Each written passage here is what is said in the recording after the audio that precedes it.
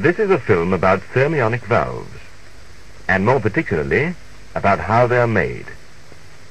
You're no doubt familiar with this, an essential component of your radio or television receiver. And with this, its conventional representation in a circuit diagram. This particular valve is a pentode, and you will recognize its various parts: the envelope, the heater, the cathode, the control grid, the screen grid, the suppressor grid, and the anode. Now let's look at the actual parts and see how they're assembled into a complete valve. This is one form of cathode. It is a flat nickel tube, coated on the outside with an emissive material, a mixture of the oxides of barium and strontium.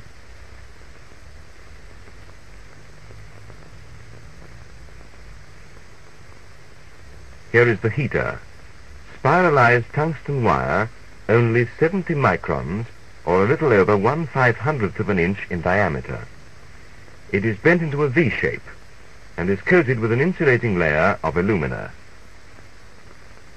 These are typical grids, flattened spirals of fine molybdenum wire, wound on two stout backbone wires. In the pentode type of valve, there are three grids: the control grid, the screen grid, and the suppressor grid. The anode in this particular valve is stamped out of sheet metal in one piece. It is blackened on the outside to help dissipate the heat developed in the anode by bombardment by swiftly moving electrons. These are mica discs carrying metal screens, and the electrodes you've seen are assembled concentrically between two of these discs. For purposes of demonstration, the operator's movements have been slowed down, and jigs are not being fully used. First, the cathode is fitted in the bottom mica. Then the control grid.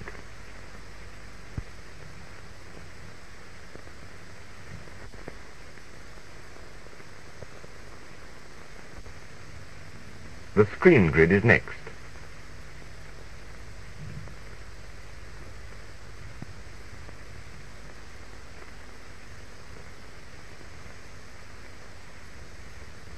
Now the suppressor grid is put in place.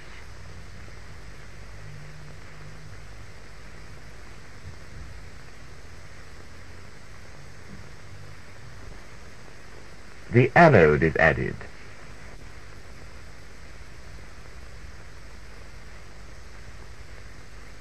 And the top mica goes into position.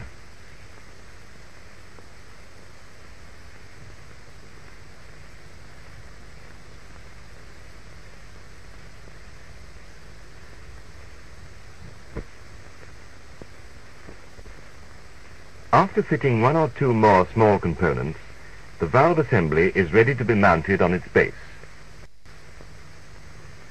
The base is a glass disc holding 9 connecting pins to plug the valve into the set, and 9 corresponding wires to which the various electrodes are connected. The glass base is made up from these components: a short length of glass tubing, and these connecting wires. The connecting wires are made in 3 parts. First, the valve pin. Secondly, the connecting wire. And between them, a short length of metal, which has the same overall coefficient of expansion as the glass, and which therefore makes a good airtight seal where the wires pass through the glass. Now look at the finished base again. You will see that the wires are cut and bent to the exact positions to receive the lower end of the various electrodes. Now assembly and base are fitted in a jig, where they are held in the correct position so that they can be joined by spot welding.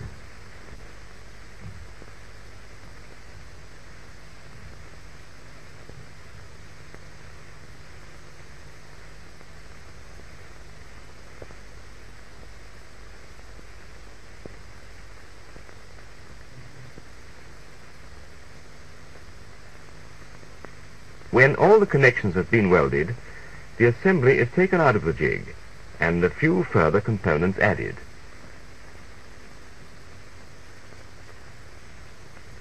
The heater is threaded through the cathode tube and its ends welded to appropriate wires in the base.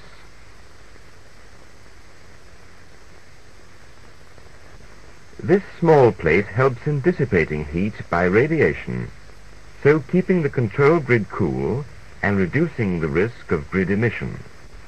It will be welded on the control grid backbone wires just here. This gauze cylinder acts as an electrostatic screen.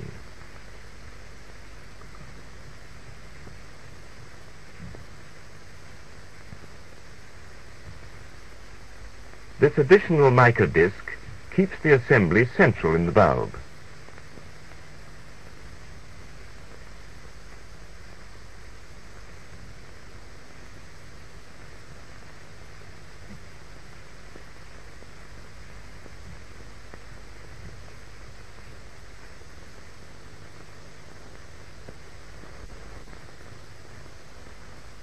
The getter, which contains a small quantity of chemical material that is evaporated after the valve has been pumped, combining with the small remaining traces of gas, so perfecting the vacuum.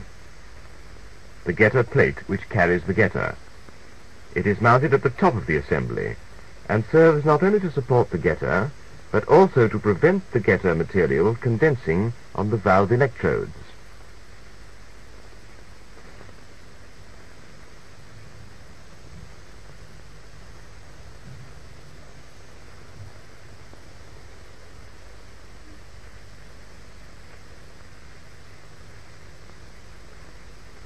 Here is the getter welded onto the getter plate.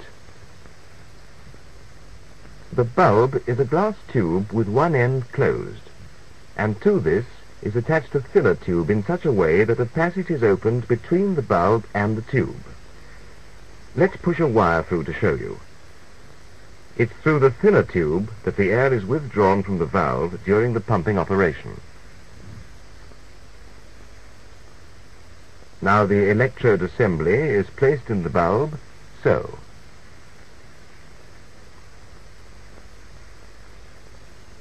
The junction between the base and the bulb is then heated, so that the two glass surfaces fuse together. The valve is then plugged into the pumping machine. The air is removed and the valve sealed off, leaving a short pip at the top, which is the remains of the pumping tube. The dark area on the inside of the bulb is due to the firing of the getter. Now let's go to the factory to see the valves actually being made. Of course, it isn't merely a matter of making just one valve having the required characteristics. Huge quantities must be produced, and each valve must give exactly the same performance. To control quality right from the beginning, production starts with chemicals, mineral salts, metals, and other raw materials, often in their most elementary forms.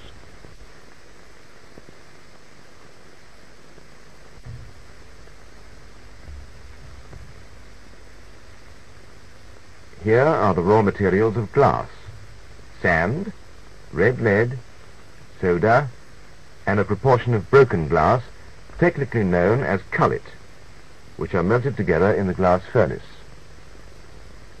Many of the glass parts used in valve manufacture are made from glass tubing.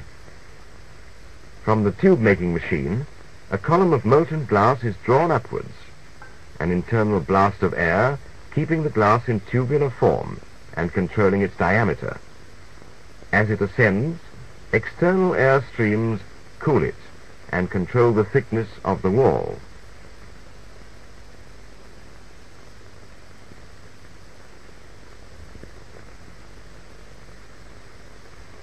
Here, the now solid tube is cut to standard lengths, and each length is gauged and weighed to check its dimensions.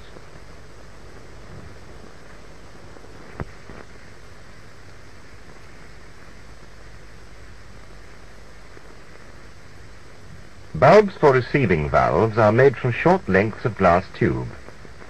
The tube is cut to length on one machine and closed at one end on another.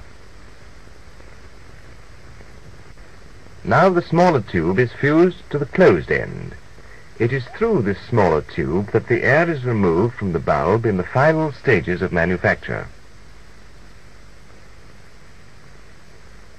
After each stage in which glass has been worked, it is annealed by raising it above a certain temperature and then cooling it gradually, thus normalizing any strains set up in the material. Each bulb is inspected, and any which show defects are ejected. In this test equipment, a high-tension discharge is produced between two electrodes. When a good bulb is placed over the probe, the spark is extinguished. But if there is the slightest crack or flaw, the discharge sparks through, the faulty bulb then being rejected. Besides bulbs, all kinds of small glass sections are made.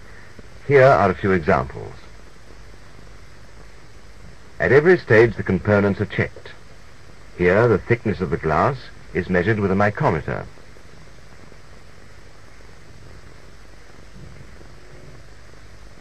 In other parts of the factory, other components are being made. So let's take a look at these now. We shall be meeting the glass again at a later stage. The heater is made from tungsten, and tungsten is the metal obtained from scheelite. The scheelite is weighed and tipped into a ball mill. Here it is ground continuously for 7 days to reduce it to a fine powder, which then undergoes various chemical treatments which yield pure tungsten in powder form. The tungsten powder is weighed out into suitable charges.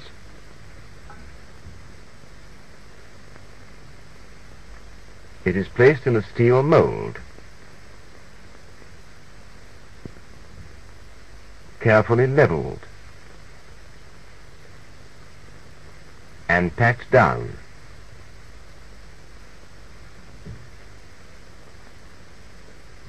The mold goes into a hydraulic press, and a pressure of about 100 tons is applied.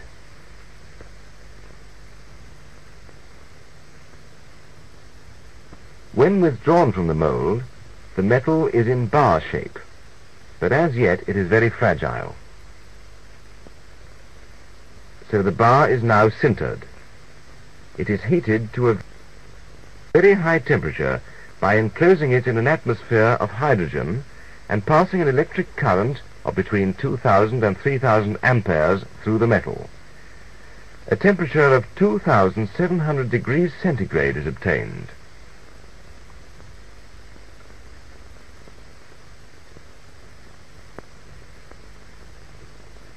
The tungsten now has a crystalline structure. The first process in wire making is swaging, that is, hammering the bar so that it becomes thinner and longer. In these machines, metal is heated and beaten with hammers in rapid succession, making it thinner, longer, and rounder.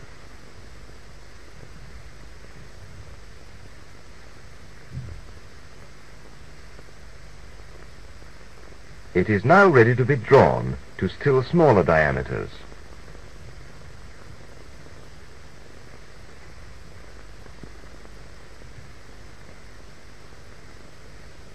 Lubricated with graphite, the wire is heated and pulled through tungsten carbide dies by a chain-driven mechanism.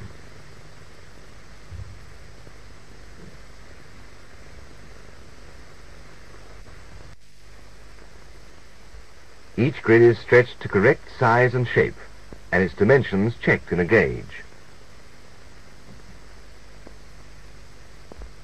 Heaters for indirectly heated cathodes are made from tungsten wire. The wire is bent to an M or V shape.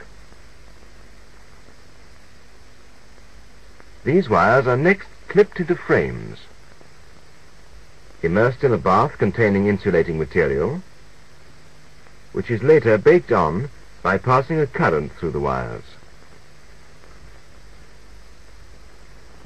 Nickel cathode tubes are cut to length.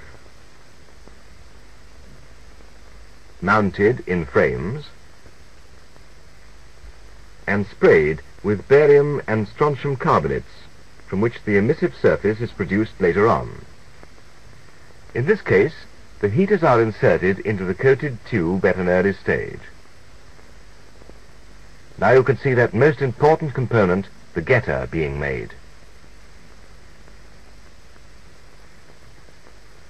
Here the getter is being electrically welded onto a finished assembly.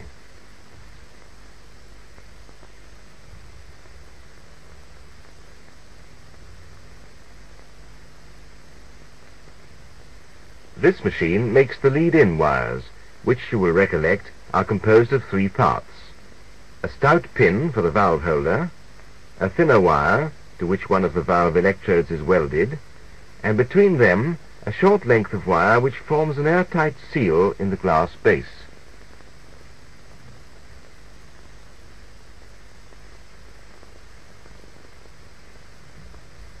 The lead-in wires are loaded into the base-making machine and are automatically fed, 9 at a time, into a jig.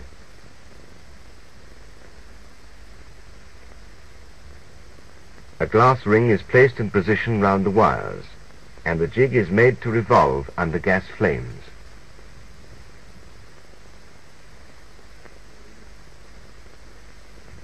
The glass softens, and the machine presses it to form the base.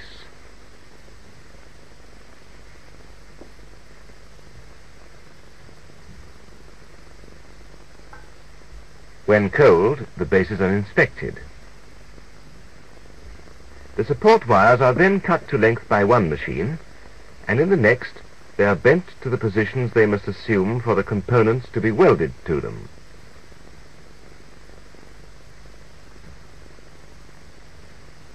Here's a valve assembly section in the thermionic valve factory. There are many different types of valve, and therefore many different forms of electrodes, and many different methods of assembly. These are just a few examples of the operations involved. You have seen many of these operations earlier in this film, performed deliberately and slowly to show you what is done.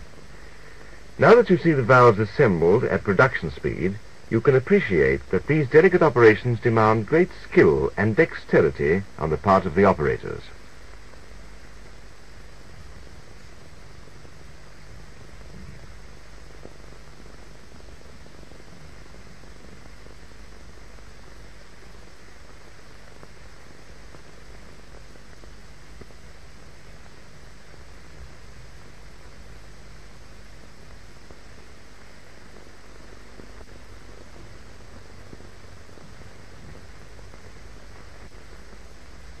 The next step is to seal the assembly into the glass bulb and then pump out the air, so forming a vacuum. Blowpipe flames soften the glass at the junction of the envelope and base, and pressure is applied to form the joint. The valves are transferred to this machine, in which they are pumped continuously to create the vacuum. They pass through a heated tunnel which helps to drive off the gas. Then through coils carrying high-frequency currents which heat the metal parts and drive off more gas. A current through the heater heats the cathode and so reduces the coating on the cathode to oxide, thus forming the emissive surface. High-frequency currents also evaporate the getter to absorb the last traces of gas.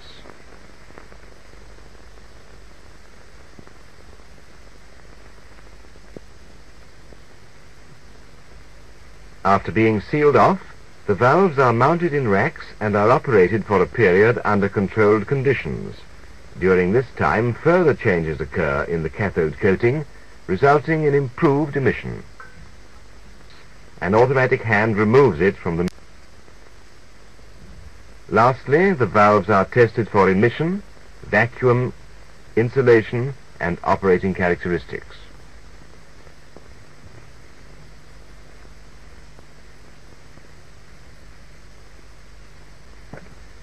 That, then, is how the many different parts of a valve are made and put together. In the automatic high-speed tester, the valves are plugged into holders which move to a number of successive stations. At each station, a different test is applied, and if a valve fails in any one of these tests, machine.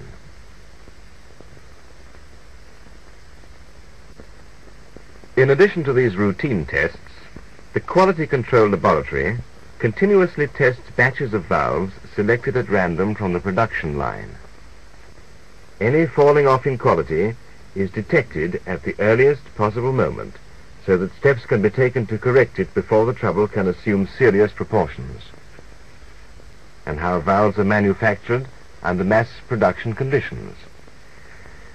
We hope we've shown you enough to indicate that valve manufacture is a job for a team, that the research worker, designer, plant engineer, laboratory technician, supervisory staff, and the operator all have essential parts to play.